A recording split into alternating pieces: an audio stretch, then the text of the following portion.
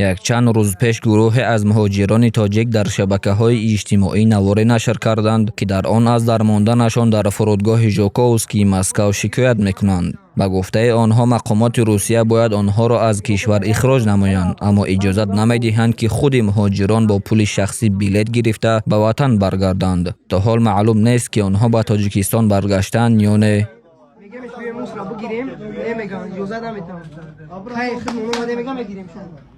اینا جای ما رو نگاه کنیم یا بود وضعیت ما رو نگاه کنیم التماس بعد دمو برسیم اون طرف دا اینه در ما اون طرف دیگری دا در زنای با زنکوی هستن گودکاشون مایده اون طرف دا 6-7 زنک با گودکاشون در دیگه حکومت هم مردم مسلمان باور خیلی کار شیدگی شده باور که احوالی مردم بین میگیم بیا بلد من بگیریم بتید من میگن نه نمیخواه فراتان نمیشه میرشید یکم کشمار صحیح با نمیشه اووردن در اوورده هستن یکم تمام میرونه ما لیچ نخدم 10 روز شد این نمیجا خورده خواه کروچ یگان چی نموس ردیم یه روز ده یه دست شیرک میته هیچی باش یگان چی نمیتم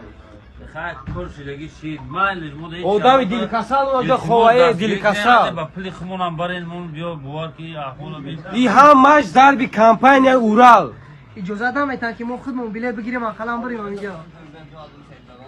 التماس با دادیم برسیم.